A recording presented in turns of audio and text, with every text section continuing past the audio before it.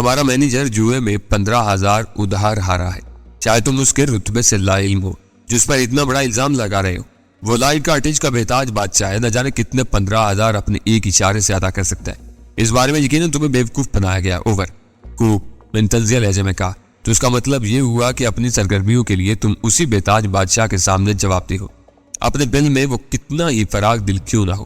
باہر بالکل کنگال ہوتا ہے. تم رتبے کی بات کر رہے ہو، میں اس کے نام سے لے کر شجرہ تک سے پوری طرح واقفیت رکھتا ہوں. اوور. تمہارا پیغام اس تک پہنچا دیا جائے گا. تمہارے دعوے میں کوئی حقیقت ہوئی تو وہ خود ہی تم سے رجوع کر لے گا، لیکن میں یہ ضرور جاننا چاہوں گا کہ تم کون ہو. اوور. میں صرف قرض خواہ ہوں، میرا معاملہ اسی سے ہے. کیا یہ درست ہے کہ تمہارا آقا وہی ہے؟ اوور. غیر ضروری باتوں میں الجھانے کی کوشش مت کرو. اگر تمہاری دھمکیوں میں ذرا بھی وزن ہے تو میں تمہارا منتظر رہوں گا. مجھے یقین ہے کہ ہمارا اسٹیٹ مینیجر مقروض نہیں ہو سکتا. یہ سب تمہارے ہیلے ہیں. Over and all. اس نے اپنی جانب سے گفتگو کا سلسلہ منقطع کر دیا. میں چاہتا تو بات آگے بڑھا سکتا تھا، لیکن اس میں کوئی فائدہ نہیں تھا. مجھے جو کچھ معلوم کرنا تھا وہ میرے علم میں آ چکا تھا. ایک طرف تصویر نے اپنے اسٹیٹ مینیجر کی حیثیت کا اعتراف کرتے ہوئے بتایا تھا کہ وہ پچھلی رات کے واقعات سے لا علم تھا، کیونکہ لائٹس کارٹیج کا سیکیورٹی آفیسر اپنے معاملات میں خود مختار تھا، اور دوسری طرف سیکیورٹی آفیسر تصویر کو اس عمارت کا بہتاج بادشاہ قرار دے رہا تھا. مجھے محسوس ہو رہا تھا کہ اب حالات تیزی سے رخ بدلنے والے تھے، اور ایک بار حالات کے دھارے پر بین نکلنے کے بعد واقعات کو لگام دینا میرے لیے یا کسی کے بس سے باہر ہو سکتا تھا. نصیر خان دفتر سے برآمد ہونے والا آخری آدمی تھا. اس وقت میری رسٹ واچ میں 5:05 ہو رہے تھے، اور میرے ذہن میں نفرت اور انتقام کے کودے لپک رہے تھے.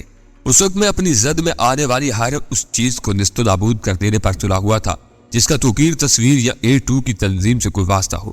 سلطان شاہ نے بہت کوشش کی تھی کہ مجھے اس موڈ میں تنہا نہ چھوڑے، لیکن میں نے اس کی ہر کوشش کو ناکام بنا دیا، کیونکہ یک بیک میرے پاس وقت نہیں رہا تھا اور میں ہر قیمت پر جلد از جلد کراچی پہنچنے کے لیے بے چین تھا.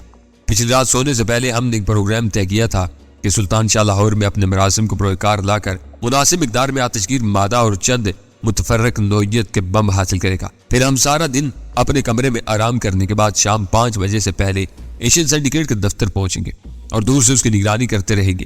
نصیر خان کے دفتر سے برآمد ہوتے ہی سلطان شاہ اس کا تعاقب شروع کر دیتا اور اس کے پیچھے پیچھے گھر پہنچ کر اس سے وہ فہرست حاصل کر لیتا جس کا وعدہ ہو چکا تھا. اس دوران میں دفتر کے قریب چھپ کر اس شخص کا انتظار کرتا جو نصیر خان کے بیان کے مطابق دفتر بند ہونے کے بعد پراسرار طور پر وہاں آ کر باز کے لیے رکھی ہوئی ڈاک اور کیمرے کا استعمال شدہ رول نکال لے جاتا تھا.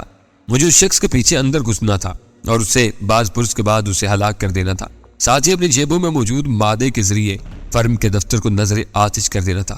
اس دوران وہ سلطان شاہ نصیر خان سے جلد از جلد فارغ ہو کر واپس لوٹتا اور مداخلت کیے بغیر باہر میرے اشارے کا منتظر رہتا. کسی دشواری کی صورتوں میں راحت بٹانے کے لیے وہ بھی اندر گھس پڑتا. پردہ تنظیم کے اس اہم کاروباری ٹھکانے کو نظر آتش کر کے ہم واپس ہو رہے تھے، لیکن وہ دن ہی شاید کچھ خراب تھا. صبح سلطان شاہ پروگرام کے مطابق روانہ ہو گیا تو میں نے سوچا کہ کیوں نہ وقت گزاری کے لیے نیچے اتر کر کسی کال آفس سے غزالہ کے گھر بات کی جائے. ویسے بھی وہ پچھلے دن کافی عرصے کی نظر بندی کے بعد اپنے مکان کی 4 دیواری سے نکلی تھی اور میری بات ہونے تک واپس نہیں لوٹی تھی. فون کا سلسلہ ملتے ہی میری آنکھوں کے آگے تاریک دائرے ناچنے لگے. فون پر میری آواز پہچانتے ہی کرنل کسی بچے کی طرف بلک کر رو پڑا. سہیلی کی شادی کی تیاریوں کے سلسلے میں گئی ہوئی غزالہ نہ گھر لوٹی تھی نہ شہر میں اس کا کوئی پتہ تھا. اس سے آگے نہ میں کرنل سے کچھ پوچھ سکا اور نہ وہ مجھ سے بات کر سکا. میں نے بوتھ میں ریسیور کریڈل سے لٹکا کر کاؤنٹر پر کال کی رقم کی ادائیگی کی اور واپس ہوٹل کی طرف چل دیا. وہی شہر تھا، وہی سڑکیں تھی، اور میں دوسری بار اپنی ذات کے اس ناقابل بیان کرب سے آشنا ہوا تھا. جب مجھے اپنی کوکھ سے جنم دینے والی ماں اس دنیا سے گئی تھی تو میں کسی اندھے بہرے اور گونگے کی طرح مسلسل کئی دن اور کئی راتوں تک روتا پیٹتا رہا تھا. نہ مجھے بھوک لگی تھی نہ پیاس نے ستایا تھا، بس ذہن میں ایک بھیانک سی گوئی تھی. تنہا رہ جانے کا ایک ناقابل بیان خوف تھا جو میرے رگوں میں گہرا اور گہرا اترتا جا رہا تھا. اور غزالہ کی گمشدگی کی خبر بھی میرے لیے اس قدر کربناک تھی. وہ خبر سن کر میرے اعصاب جھنجھنا اٹھے تھے. یوں معلوم ہو رہا تھا جیسے زندگی کے دامن میں میرے لیے کچھ بھی نہ رہا ہو. مجھے بھرے بازار میں بے دردی کے ساتھ لوٹ لیا گیا ہو. شاید اس بار بھی میں صدمے اور سختی کی کیفیت میں اس میں رحم شہر کی فٹ پاتھوں اور گلیوں میں چلتا ہی رہتا، لیکن ماں کی موت کی خبر پانے والے تنویر علی کے مقابلے میں منگیتر کی گمشدگی کی اطلاع سننے والا تنویر علی زیادہ پختہ کار اور جہاں دیدہ تھا. جو میں یوں ہی گم رہتا تو غزالہ کا مستقبل کیا ہوتا؟ اس کی روشن پیشانی پر مکروہ اور ہولناک ہاتھوں کے غلیظ نشانات کا تصور کر کے میرے وجود کی گہرائیوں میں ایک بھیانک عفریت چاک اٹھا جو سراپا تباہی تھا، جس کے ہر نفس میں نفرت اور انتقام کے ازدے پھنکار رہے تھے. اور جس روپ میں بھی ہو بظاہر عورت صرف عورت ہوتی ہے، لیکن یہ ایک سرسری سا فلسفہ ہے عورت کے 5 روپ ہوتے ہیں: ماں، بہن، بیٹی، بیوی اور محبوبہ، اور ان میں سے ہر روپ کا اپنا ہی ایک اثر ہوتا ہے۔ غزالہ کیا گم ہوئی تھی، مجھے یوں محسوس ہو رہا تھا جیسے دنیا کا پورا نظام بکھر گیا ہو۔ رکشی سے تصویر تک سب ہی میرے مجرم تھے اور ان کا انجام عبرتناک تھا۔ سلطان شاہ مطلوبہ سامان لے کر خوشی خوشی واپس آیا تو میرے سوتے ہوئے چہرے اور انتقام سے جلتی ہوئی آنکھوں کو دیکھ کر سہم گیا۔ میری حالت شاید اس قدر ابتر تھی کہ وہ مجھ سے سوال کرنے کی ہمت بھی نہ کر سکا، مگر میں نے اسے جذبات سے آری کھوکھلے لہجے میں اس سچائی سے آگاہ کر دیا جو اس وقت میری روح کا عذاب بنی ہوئی تھی، اور وہ پورے وجود سے کام کر رہ گیا۔ اس کی زبان سے میری ہمدردی میں ایک لفظ بھی نہ نکل سکا، کیونکہ وہ ان لوگوں سے خوب واقف تھا جن سے ہماری ٹھنی ہوئی تھی۔ وہ جان و مال نہیں، میری آبرو کے بھی بدترین دشمن تھے۔ وہ کمرے میں بیٹھا ایک ٹک مجھے دیکھتا رہا، نہ دلاسا دے سکا نہ انتقام پر اکسا سکا، اور جب دن ڈھلنے لگا تو میں اس کا لایا ہوا سامان ایک تھیلے میں سمیٹنے لگا۔ اس وقت سلطان شاہ نے پہلی بار زبان کھولی اور مجھے اپنا پروگرام ملتوی کرنے کا مشورہ دیا، کیونکہ اس وقت اس کی دانش میں ذہنی تعطل کا شکار تھا اور کسی بڑی کارروائی کے نتیجے میں کامیابی کی بجائے نئے مصائب مول لے سکتا تھا۔ لیکن مجھ پر دیوانگی طاری تھی، میں نے اسے پھٹکار دیا۔ جب اس کا اصرار بڑھا تو شاید میں نے اسے توقیر اور تصویر کا ایجنٹ بھی قرار دے ڈالا۔ یہ الزام ایسا تھا کہ اس کی زبان بند ہو گئی اور وہ حکم کی تعمیل پر اتر آیا۔ مجھے معلوم تھا کہ اس وقت وہ مجھ سے کچھ دور ایک گلی میں چھپا نصیر خان کا منتظر تھا۔ اس کی عادات کے پیش نظر مجھے یہ بھی یقین تھا کہ وہ شاید نصیر خان کے گھر پہنچنے تک صبر نہ کر سکے، بلکہ میری تنہائی کا خیال سے نصیر خان کو راستے میں روک کر مطلوبہ فہرست کا مطالبہ کر بیٹھے۔ لیکن اس وقت وہ سب سلطان شاہ کے مسائل تھے۔ میری پوری توجہ سینڈیکیٹ کے دفتر پر مرکوز تھی، جس کا غزالہ کے اغوا کنندگان سے گہرا تعلق تھا۔ نصیر خان نے دفتر کا بیرونی دروازہ مقفل کر کے چابیاں جیب میں ڈالی اور اجلت کے ساتھ فٹ پاتھ پر ایک طرف ہو لیا۔ اسی لمحے قریبی گلی سے سلطان شاہ نمودار ہوا اور تیز قدموں سے چلتا ہوا ان لوگوں کی بھیڑ میں مدغم ہو گیا جو دفتر سے چھٹی ہونے کے بعد اپنے اپنے گھروں کی طرف جا رہے تھے۔ سب اپنے اپنے گھر جا رہے تھے، لیکن میں کہاں جاؤں؟ بے اختیار میرے ذہن میں رکشی کا سنایا ہوا ایک شعر در آیا: شام ہونے کو ہے کدھر جائیں، اپنا گھر ہو تو اپنے گھر جائیں۔ میرا بھی گھر جل چکا تھا، میں بھی کدھر جاتا۔ میں انہیں خیالوں میں کھویا ہوا تھا کہ ایک کبھی الجثہ مرد ایشین سینڈیکیٹ کا دروازہ کھول کر اندر داخل ہو گیا۔ میں نے پھرتی کے ساتھ اپنی جگہ چھوڑ دی۔ فٹ پاتھ عبور کر کے میں نے دروازے پر زور آزمائی کی تو خودکار میکانزم کے تحت دوبارہ مقفل ہو چکا تھا۔ میں نے جیب سے ایک مڑا ہوا تار نکال کر کفے پر قسمت آزمائی کی اور چند ثانیوں بعد میں بھی اندر داخل ہو چکا تھا۔ دروازہ بند ہوتے ہی باہر سے آنے والی آوازوں سے رشتہ ٹوٹ گیا۔ دفتری عمارت میں گہرے سناٹے کا راج تھا، البتہ آگے کسی کمرے کی کھلے ہوئے دروازے سے روشنی آ رہی تھی۔ میں نے اپنے شانے سے لٹکا ہوا بیگ اتار کر ایک طرف رکھ دیا اور لائٹ کاٹیج کے ایک محافظ سے چھنا ہوا بے آواز ریوالور نکال کر دبے قدموں روشن کمرے کی طرف ہو لیا۔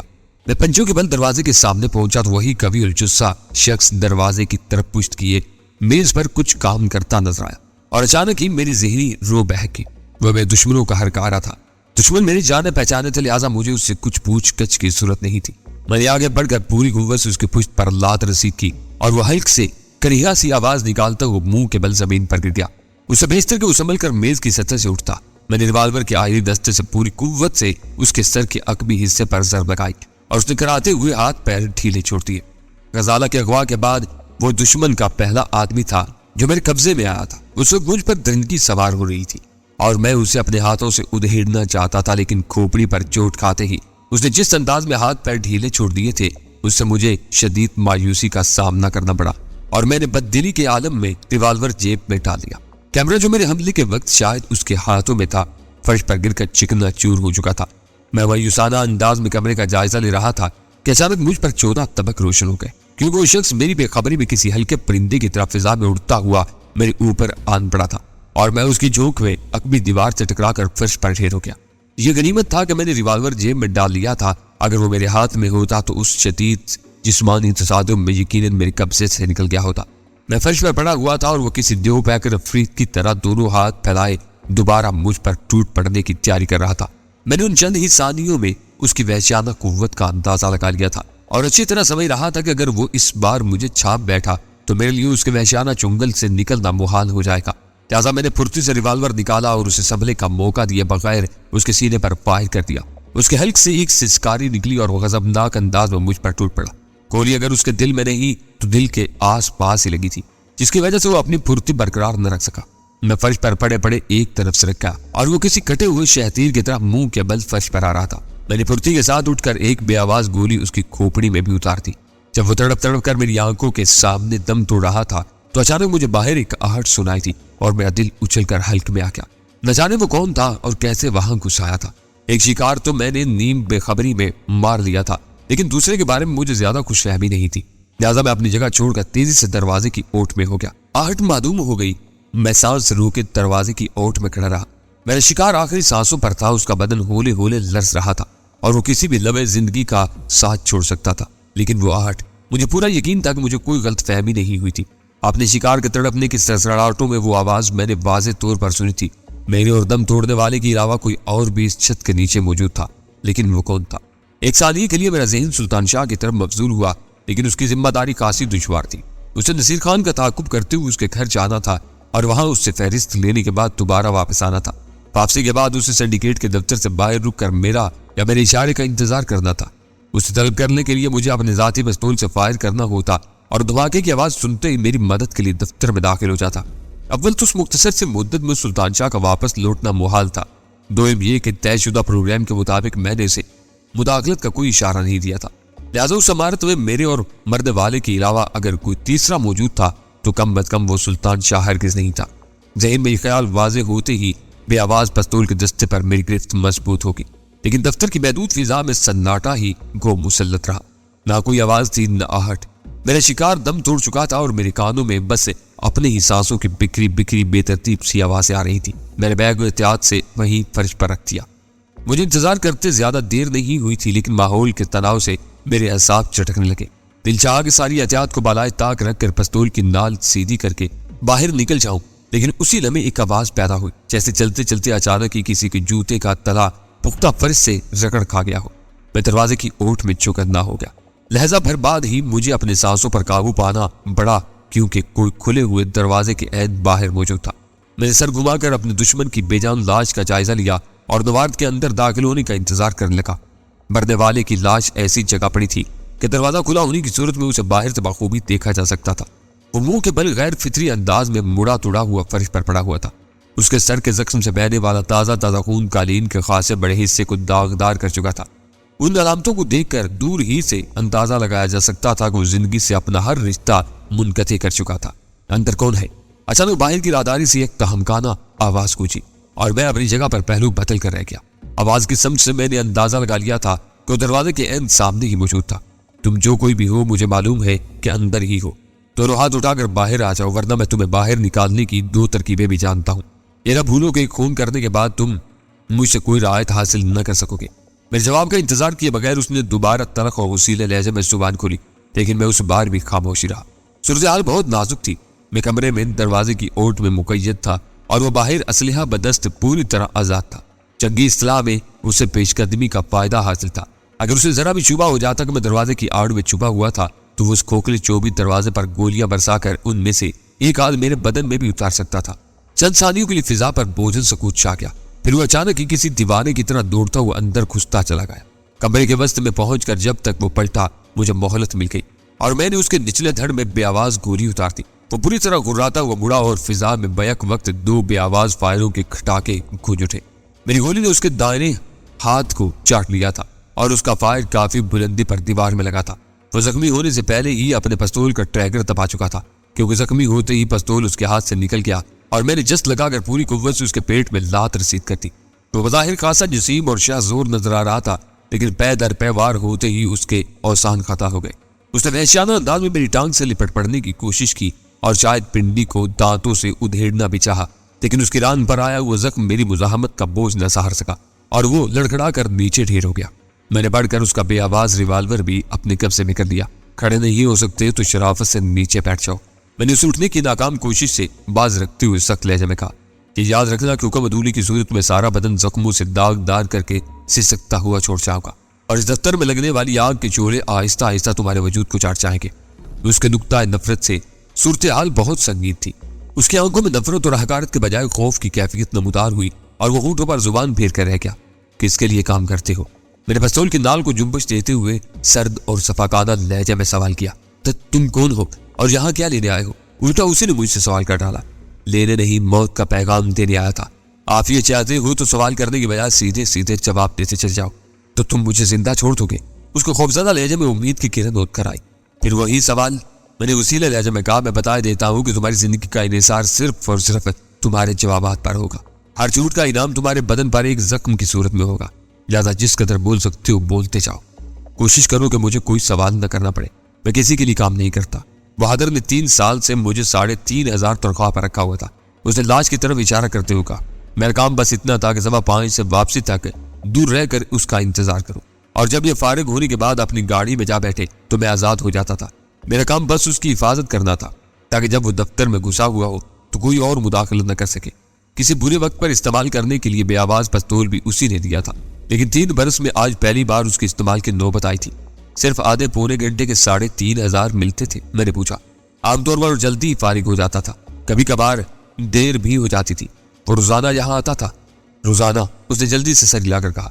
چھٹیوں والے دن ناغہ ہوتا تھا، اور یہاں آنے کا مقصد کیا ہوتا تھا؟ نہ اس نے کبھی بتایا اور نہ میں نے جاننے کی کبھی کوشش کی۔ ہم جیسے لوگوں کو اچھی تنخواہ پر ایسی پکی نوکری کہاں ملتی ہے جو میں زیادہ جاننے کی کوشش کرتا۔ ہر مہینے کی آخری تاریخ کو تنخواہ مل جاتی تھی۔ 1 گھنٹے کی اس نوکری کو میں تو مقدر کا انعام ہی سمجھتا تھا۔ دوسرے دھندوں میں خطرات کے باوجود اتنی آمدنی نہیں ہوتی۔ کرتے کیا ہو؟ میں نے چپتے ہوئے لہجہ میں سوال کیا۔ کاچا پہلوان کے اڈے سے شہر میں ہیروئن سپلائی کرتا ہوں۔ بہادر سے کہاں ملاقات ہوئی تھی؟ ایک ہوٹل میں وہ خود ہی ٹکرایا تھا۔ پتہ نہیں اسے کس نے میرے بارے میں بتایا تھا۔ تو میرے پیچھے دفتر میں گھسے تھے، مجبوری تھی، اس نے بے بسی کے ساتھ کہا۔ شاید وہ اسی دن کے لیے مجھے پال رہا تھا۔ نقب زنی بھی کر لیتی ہو، کوئی خاص بات نہیں ہے۔ چھوٹے موٹے تالے تو لائن کا ہر آدمی آسانی کے ساتھ کھول لیتا ہے۔ کیا تم اس دفتر میں کام کرتی ہو؟ اسے چوک کر سوال کیا تھا۔ شاید وہ بھول گیا تھا کہ میں ذرا دیر پہلے دفتر کو نظر آتش کرنے کا ارادہ ظاہر کر چکا تھا۔ میں نے گھراتے ہوئے کہا، یہ 3 برس سے اس دفتر کے راز چرا رہا تھا اور تم اس کی مدد کر رہے تھے۔ میں نے اس کی کوئی مدد نہیں کی، وہ اگلاتے ہوئے بولا۔ میں نے تو آج پہلی بار اندر قدم رکھا ہے۔ اگر میں تمہیں زیر نہ کر لیتا تو تم ہرگز مجھے زندہ نہ چھوڑتے۔ میں تمہیں جان سے ہرگز نہ مارتا۔ اس نے بکلا کر جلدی سے اپنی صفائی پیش کی۔ اگر دور سے مجھے اندازہ ہو جاتا کہ بہادر مر چکا ہے تو شاید دخل دیے بغیر خاموشی سے واپس لوٹ جاتا۔ میں سمجھا تھا کہ وہ صرف زخمی ہوا ہے اور بے ہوش ہے۔ نوکری کے علاوہ نہ مجھے اس سے کوئی ہمدردی تھی، نہ تم سے دشمنی ہے۔ جب وہی مر گیا تو پھر میرا کسی سے کیا واسطہ؟ اس وقت میرے وجود میں رہ رہ کر غیظ و غضب اور انتقام کی لہریں اٹھ رہی تھی۔ کراچی میں غزالہ کی گمشدگی کی خبر سننے کے بعد میرے ذہن پر ایک سیاہ چادر آ گئی تھی جو ہر احساس پر غالب آ گئی تھی، اور اس چادر پر بس ایک ہی نقش نمایا تھا کہ میں ہر اس بے جان اور زیرو شے کو فنا کر دوں جس کا A2 یا اس کے گرگوں سے کوئی تعلق ہو، کیونکہ میری دانش میں وہی لوگ غزالہ کے اغوا کے ذمہ دار تھے۔ انہوں نے لاہور میں اپنی ناکامی کا بدلہ کراچی میں چکا دیا تھا، لیکن اس شدید حیرانی کیفیت میں بھی میری عقل معاف نہیں ہوئی تھی۔ مجھے محسوس ہوا کہ نوارد قیدی جو کچھ کہہ رہا تھا وہ سچ پر مبنی تھا، وہ حقیقی معنوں میں تنظیم کا باقاعدہ کارندہ نہیں تھا۔ بہادر نے اپنے مخصوص مقصد کے لیے اس کی خدمات حاصل کی تھی، لہٰذا وہ میرے دشمنوں کے زمرے میں نہیں آتا تھا۔ اب میں اس دفتر کو آگ لگانے جا رہا ہوں۔ اس نے بکلا کر میری بات کاٹ دی اور گھگیائے ہوئے لہجے میں بولا، میرا کیا ہوگا؟ اپنی حماقت سے زخمی نہ ہوئے ہوتے تو تمہیں بھی ساتھ ہی لے کر نکلتا۔ موجودہ حالت میں تمہارے لباس پر آئے ہوئے خون کے دھبے اشتہار بن جائیں گے۔ میرے نکلنے کے بعد تم بھی آسانی سے فرار ہو سکو گے۔ لیکن تم آگ کیوں لگا رہے ہو؟ دفتر تو تمہارا اپنا ہے، تم یہی کام کرتے ہو نا؟ احمد آدمی، میں اس دفتر کا مالک ہوں۔ میں دروازے کی اور سے اپنا بیگ نکالتے ہوئے کہا، بہادر کی لاش میرے لیے مصیبت بن گئی ہے۔ تفتیش کے لیے پولیس یہاں پہنچے گی اور پھر میرا سارا ریکارڈ ان کی دسترس میں ہوگا۔ میرے لیے یہ بھی ناممکن ہے کہ عملے کی مدد کے بغیر صبح ہونے سے پہلے سارا اہم ریکارڈ تلاش کر کے طلب کر سکوں۔ لہٰذا دفتر کو آگ لگانا پڑے گی تاکہ پولیس کو یہاں خاک کے سوا کچھ نہ مل سکے۔ لاش میں غائب کر دوں گا۔ اس نے پیشکش کی۔ اس کی گاڑی سامنے والی گلی میں موجود ہے۔ رات میں کسی بھی وقت لاش اس کار میں ڈال کر لے جاؤں گا۔ نہیں، زیادہ وفاداری دکھانے کی کوشش نہ کرو۔ قالین پر خون کے داغ ہے، عملے کی زبان بند رکھنا ممکن نہیں ہے۔ اس واقعے کی بھنک بھی پولیس کو مل گئی تو لاش غائب ہونے کے باوجود جواب دہی مشکل ہو جائے گی۔